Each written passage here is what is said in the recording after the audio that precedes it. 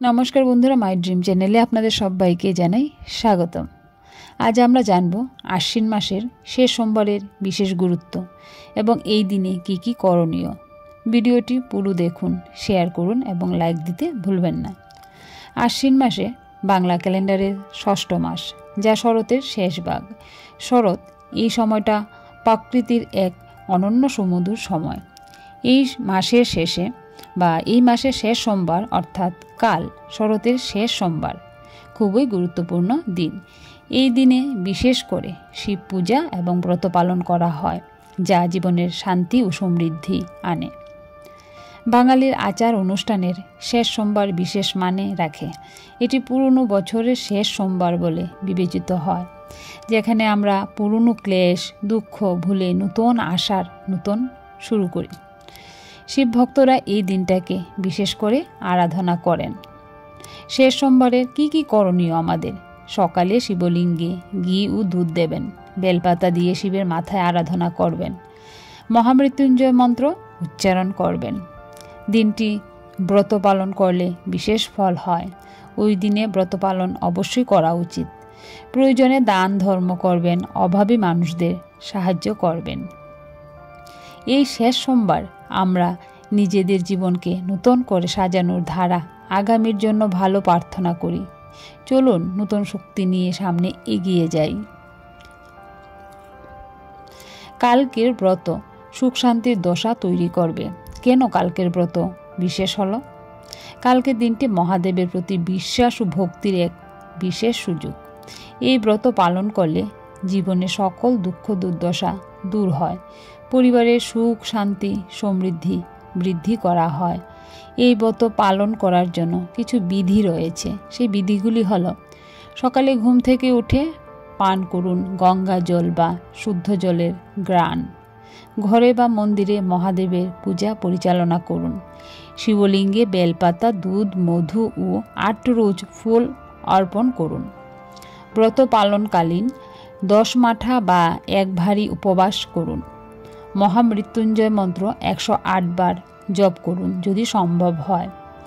এই ব্রতের ফলাফল: মানসিক শান্তি শক্তি বৃদ্ধি, দুঃস্বপ্ন ও সমস্যা থেকে মুক্তি পাবেন, পারিবারিক বন্ধন শক্তিশালী হয়, জীবনের সুখ সাফল্যের সম্ভাবনা বৃদ্ধি পায়। অতিরিক্ত পরামর্শ দিতে গেলে বলতে হয়, ব্রতকে ভক্তির সঙ্গে গভীর বিশ্বাসপূর্ণ করুন। চেতনা সচেতন রেখে উপবাস পালন করুন। দান ধ্যান করুন, বিশেষত দরিদ্র ও অভাবী মানুষদের সাহায্য করুন।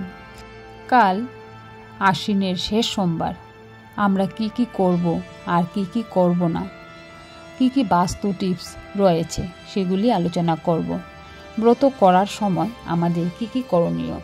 প্রথমে ভোরে স্নান করে পবিত্র জামা পরে শিব পূজা করুন। শিবলিঙ্গে বেলপাতা দুধ ঘি ফুল ঘরানাদার বস্তুর অর্পণ করুন। মহামৃত্যুঞ্জয় মন্ত্র শিব মন্ত্র নিয়ম করে জপ করুন। ব্রতের দিন নিরামিষ খাবেন এবং শরীর মনকে শুদ্ধ রাখার চেষ্টা করবেন। মিথ্যাচার বদভাষা রাগ ক্রোধ এড়িয়ে চলুন। পরিবারের সকল সদস্যের প্রতি সম্ভাব্য দেখান এবং দান ধ্যান করুন। ব্রত চলাকালে ধূমপান বা নানা রকম নেশাজাতীয় পদার্থ বর্জন করুন। পেঁয়াজ রসুন এসব থেকে দূরে থাকতে চেষ্টা করুন। ব্রত করার সময় পরিহার করার কিছু বিষয়সমূহ যেগুলি আপনারা করতে পারেন না সেগুলি: উপবাস ভঙ্গ করবেন না। প্রয়োজনে ব্রতের সময় খাওয়ার ব্যাপারে বিশেষ নির্দেশ পালন করুন।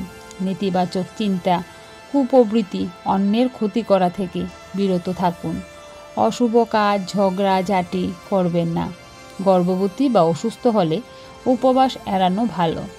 ব্রত পূজা যজ্ঞের সময় অস্থানীতে ধর্মবিরুদ্ধ কার্যাবলী যেমন বাগান কাটা জমির কাজ এড়িয়ে চলা, অবলা পশুদের উপর নির্যাতন বন্ধ করা, এগুলি অবশ্যই মনে রাখবেন। বাস্তু টিপস: ব্রতকালে সাধনার জন্য ঘর পরিষ্কার রাখবেন। অবশ্যই পরিষ্কার রাখুন। নোংরা বা ভাঙা বস্তুপত্র সরিয়ে ফেলুন বা পূজার ঘরটি যেন উত্তর পূর্ব কোণে রাখতে চেষ্টা করুন, কারণ উত্তর পূর্ব কোণে পবিত্রতা ও শুভ শক্তির প্রতীক।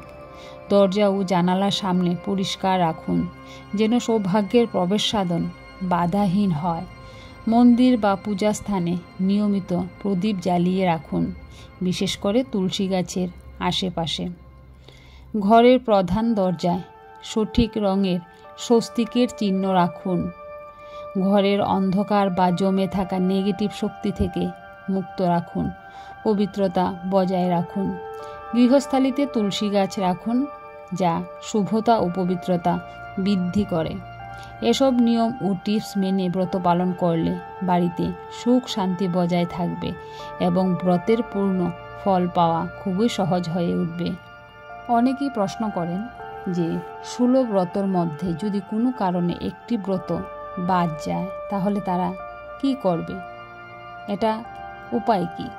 যদি 16 সোমবার ব্রত পালনের মধ্যে একটি সোমবার কোনো কারণে বাদ যায় তাহলে সেই ব্রত পূরণ করার বিশেষ নিয়ম রয়েছে। সাধারণত ধারাবাহিকভাবে 16টি সোমবার ব্রত পালন করার নির্দেশ রয়েছে এবং মাঝে একটিও বাদ না দেওয়ার সবথেকে শুভ বলে মনে করা হয়। কিন্তু দুর্ঘটনাক্রমে যদি কোনো একটি সোমবার বাদ পড়ে যায় তাহলে কি করব আমরা? এটা নিয়ে আমরা সবাই ভাবি। কি করবেন যদি ব্রত মাঝপথে বন্ধ হয়ে যায়? অপূর্ণ ব্রতটি আবার যথাযথ নিয়মে নূতন করে শুরু করতে পারেন, অর্থাৎ আবার প্রথম দিন থেকে ব্রত পালন চালু করতে হবে, বা বাদ পড়া দিন যত দ্রুত সম্ভব পরবর্তী দিন বা শুভ দিন বেছে নিয়ে পূরণ করবেন। পূরণের পরিকল্পনা করলে সংকল্প নিতে হয় যে এই বাদ পড়া দিনের ব্রতটি অতি দ্রুত সম্পন্ন করা হবে এবং যথাযথ সময়ে নিয়ম পালন করা হবে।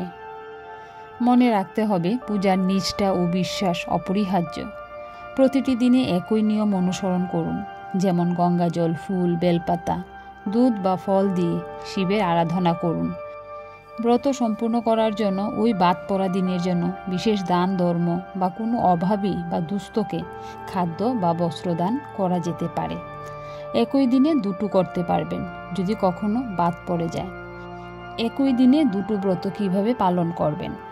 প্রথম একটা ব্রত করবেন, তারপর আবার নতুনভাবে আরেকটা ব্রত করতে পারবেন। সমস্ত উপকরণ আলাদা আলাদাভাবে থাকবে, আর বিশেষ করে ভালো একটা দিন দেখে করলে ভালো হবে।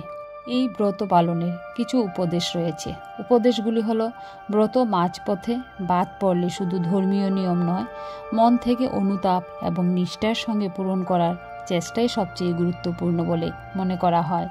বিস্তারিত নিয়ম জানতে স্থানীয় পুরোহিত বা অভিজ্ঞ গুরুজনের পরামর্শ নেওয়া খুবই দরকার। তবে মনে রাখতে হবে ব্রতের সার্বভৌম নিষ্ঠা, শুদ্ধতা ও আত্মবিশ্বাস।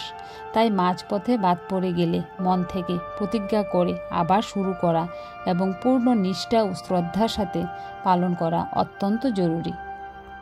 তো চলুন বন্ধুরা, আমরা সবাই প্রিপারেশন নিতে শুরু করে দিই কালকের ব্রতের জন্য।